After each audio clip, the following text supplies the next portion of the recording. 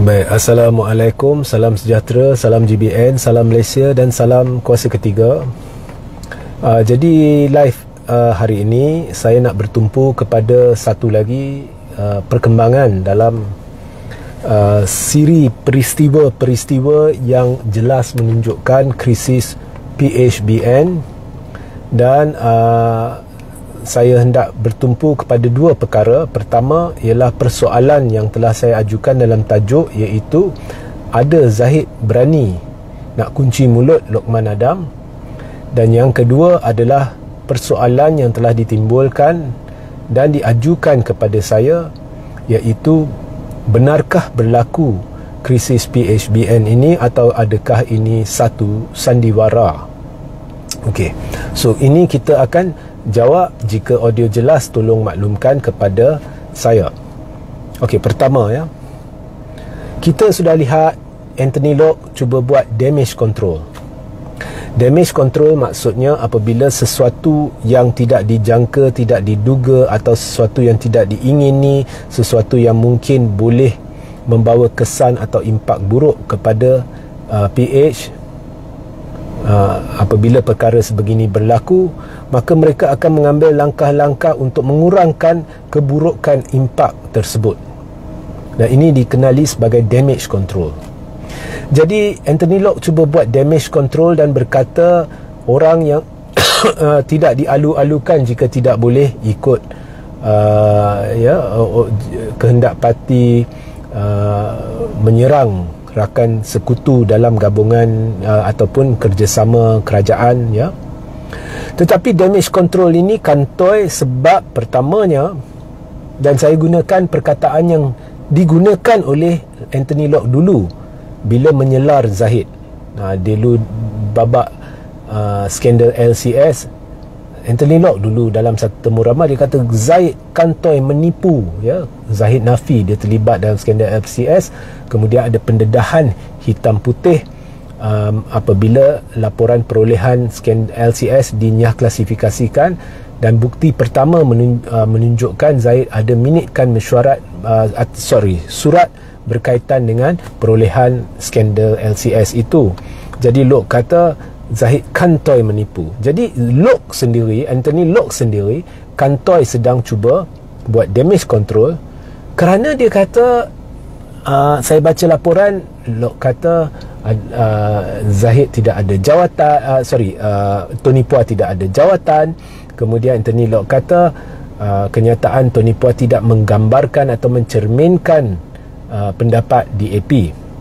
Mana boleh, itu majlis rasmi DAP dan Tony Puah sememangnya wakil DAP pada majlis itu.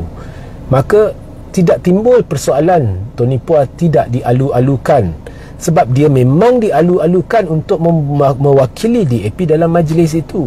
Dan bila Tony Puah berucap, dia kata UMNO ni ada rasuah dan sebagainya, dia berucap belakang dia ada kain rentang, ada gambar Tony Puah bersama Anthony Locke. Dan Anthony Locke menipu bila dia kata Tony Puah tidak ada jawatan sebab bulan Mei tahun lepas Tony Puah dilantik sebagai penasihat dasar Anthony Locke, melainkan dia sudah dipecat atau dia letak jawatan, kita tidak diberitahu ya. Dan kalau dia sudah letak jawatan atau dipecat, mengapa dia mewakili DAP dalam majlis rasmi menjelang PRN dan ada kain rentang belakang dia gambar Anthony Locke dengan Tony Puah bagi event tersebut. Jadi damage control pun dah kantoi ya. Anthony Locke pun dah kantoi. Kita tanya Anthony Locke dulu, kata mana nilai diri Zahid, kantoi menipu skandal LCS. Sekarang saya pula tanya Anthony Locke, mana nilai diri hang ya. Sekarang tiba-tiba bila orang kutuk babak UMNO, kita perlu senyapkan, ini bukan pendirian DAP. Habis pendirian DAP dah berubah ke? Bukannya dulu Anthony Locke sendiri kata Zahid kantoi menipu, maknanya Zahid menipu, tidak terlibat dalam skandal LCS. Sekarang skandal itu disenyapkan, pendirian DAP dah berubah ke? Mana nilai diri Anthony Locke? So itu pertama. Kemudian Zahid pula babak Lokman Adam. Hari ini Zahid buat kenyataan. Sepintas lalu Lokman Adam ada buat kenyataan, dia dakwa MCA dengan MIC bagaikan biawak hidup dalam Barisan Nasional. Sebabnya kononnya MCA ni dia mengharap kepada kerusi daripada UMNO, kerusi Melayu dan sebagainya. Jadi MCA tidak membawa sebarang impak kepada keputusan Barisan Nasional atau tidak membawa impak yang ketara. Kerusi-kerusi yang dia kalah tu banyak kerusinya ada banyak pengundi Melayu, jadi UMNO terpaksa lepaskan kerusi ke MCA, tapi MCA tak boleh perform, jadi MCA ni biawak hidup, MIC ni biawak hidup. Jadi perkara ni sebenarnya memarahkan MCA dengan MIC. Saya akan ceritakan mengapa Lokman Adam kenyataan dia tidak berasas, dan Lokman Adam ini jelas adalah seorang yang tidak ada cukup pengalaman politik atau pengetahuan politik dan membuat kenyataan yang tidak masuk akal. Itu saya akan jelaskan. Ya, kenyataan yang tidak matang. Okey, kenyataan yang tidak tepat. Itu saya akan jelaskan. Tetapi dia kata MCA dengan MIC biawak hidup dan MIC marah, MCA marah, dan banyak kenyataan dibuat.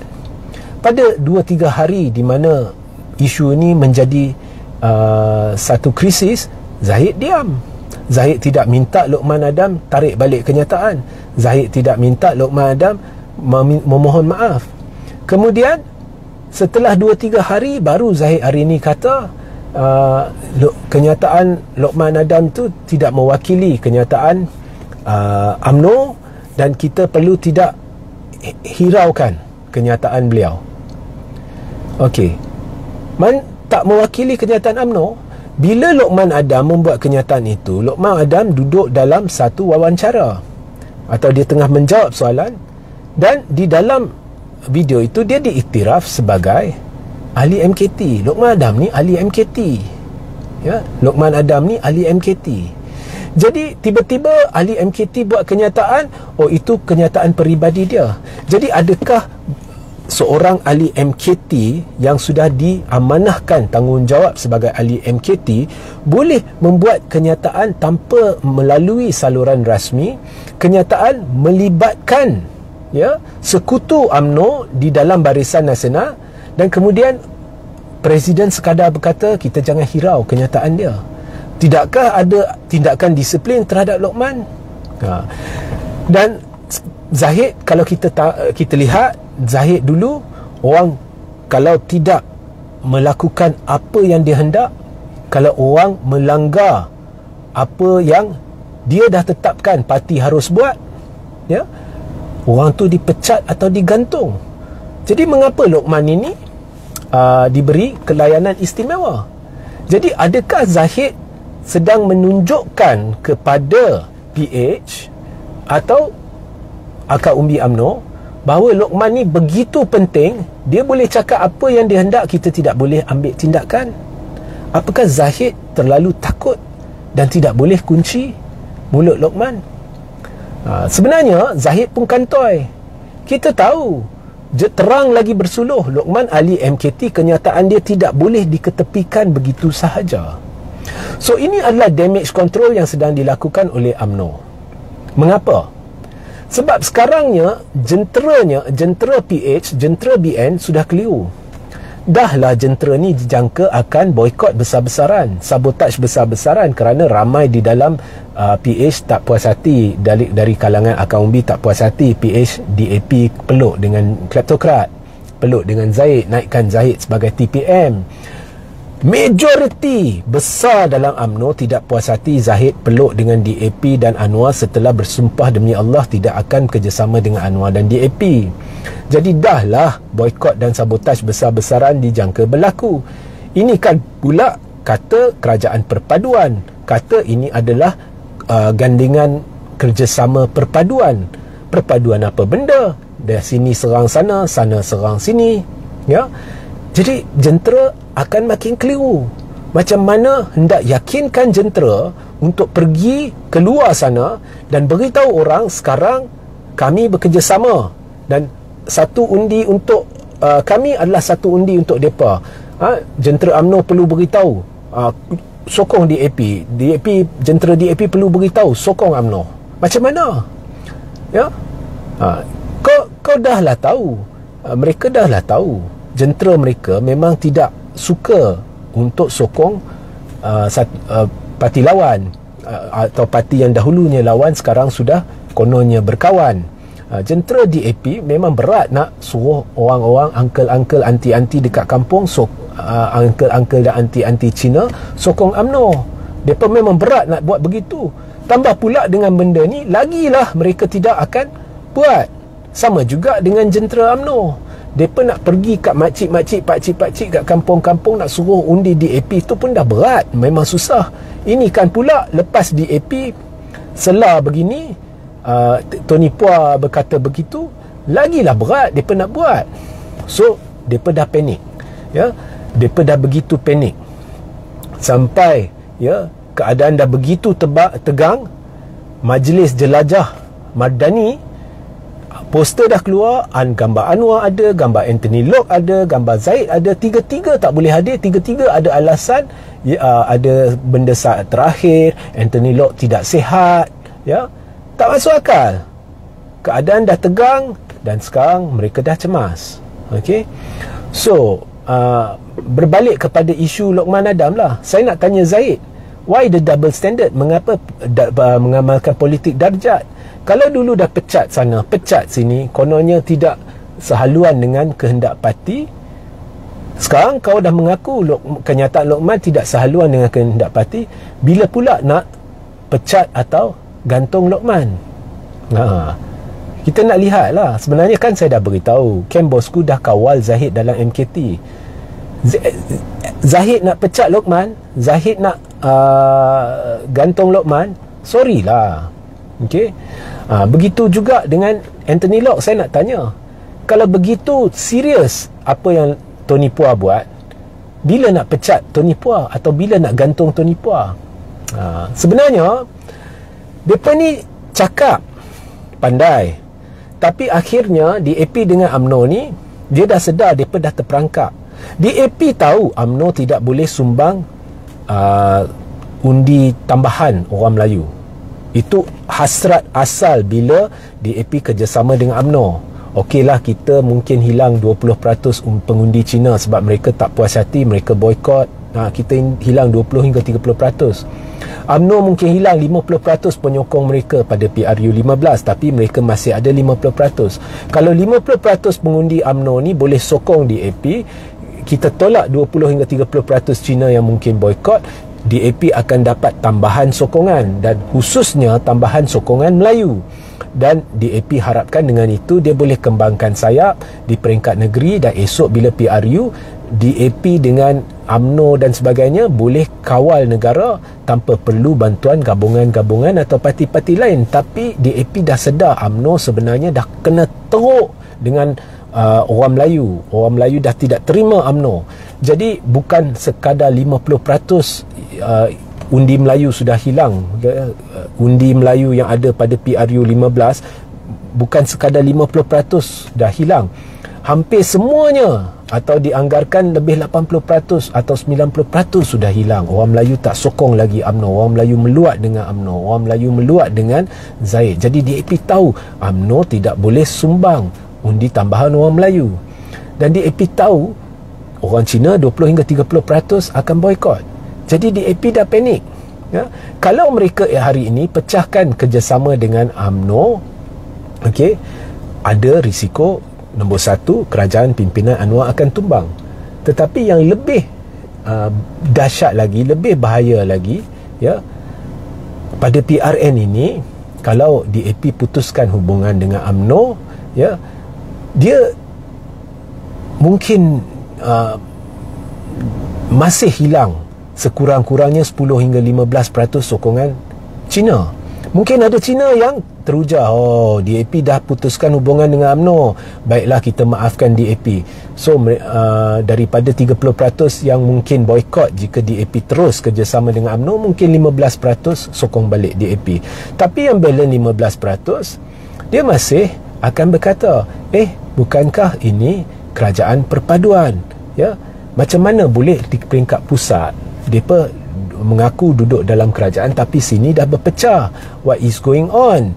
Ya, so akan ada ramai pengundi yang keliru, ya, dan ada ramai yang akan bau bahawa akan berlaku perpecahan, akan berlaku runtuh kerajaan, dan mereka akan jadi frust. DAP akan hilang sokongan. So mereka tidak berani untuk putuskan hubungan dengan UMNO. Jadi mereka terpaksa terus kerjasama dengan UMNO. Mereka tak berani, ya. So kalau benar, ya, Anthony Loke betul-betul ikhlas, ya, pecat Tony Puah, dia takkan buat. Kalau benar Zahid betul-betul ikhlas pecat Lokman Adam, dia takkan buat.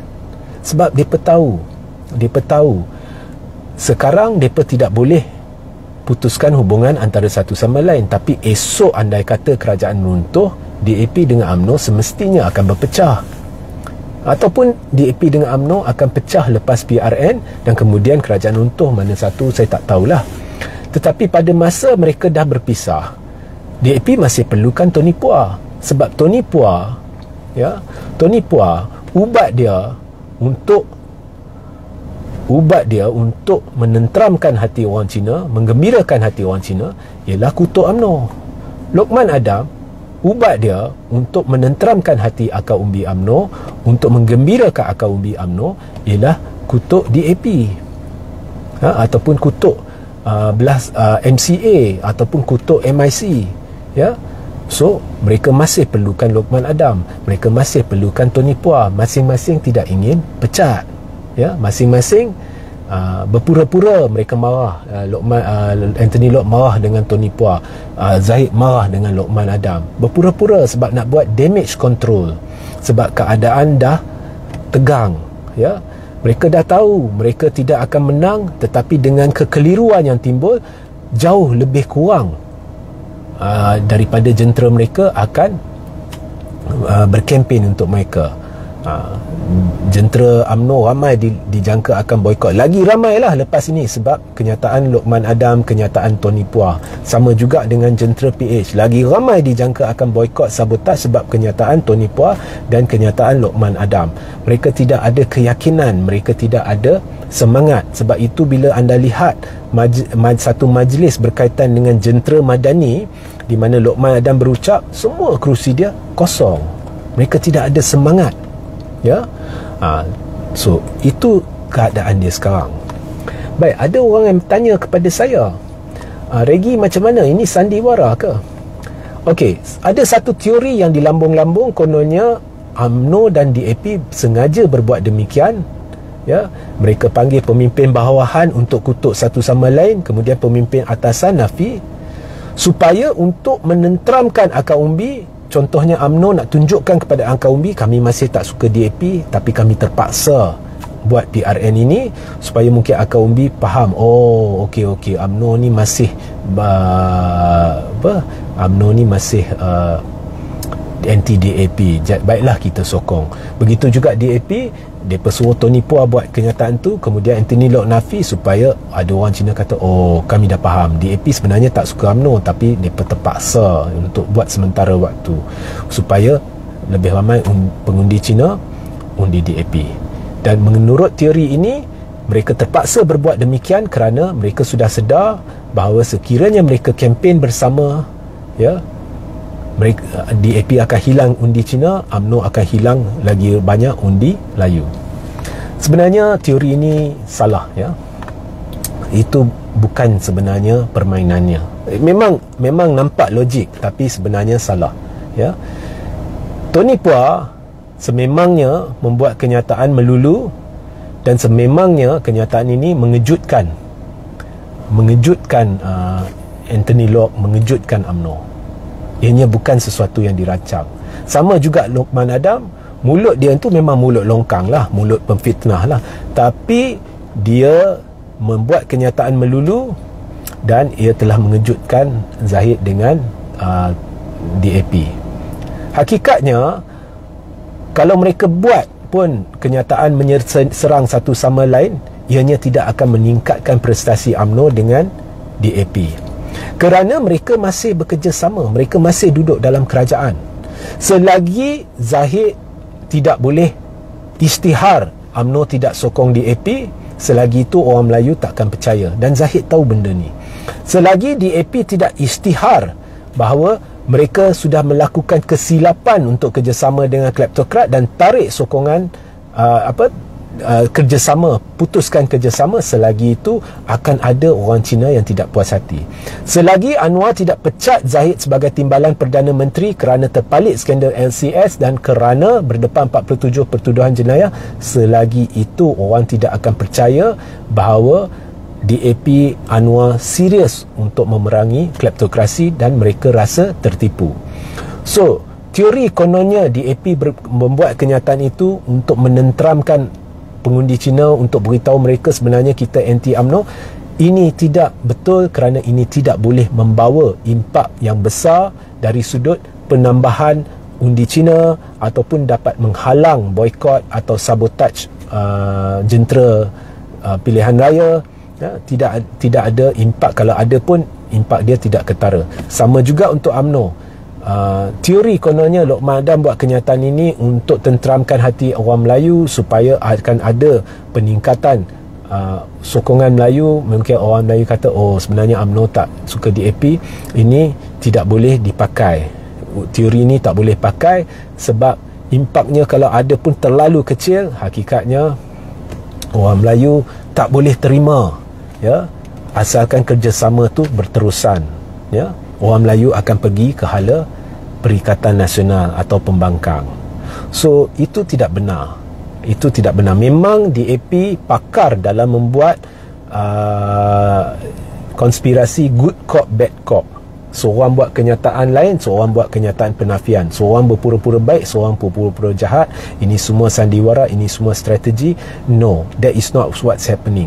Sebenarnya keadaan dah jadi tegang, tetapi mereka tetap nak kerjasama sebab mereka sedar kalau mereka putuskan hubungan sekarang, orang tidak akan percaya dan ia tidak akan membawa sebarang undi tambahan.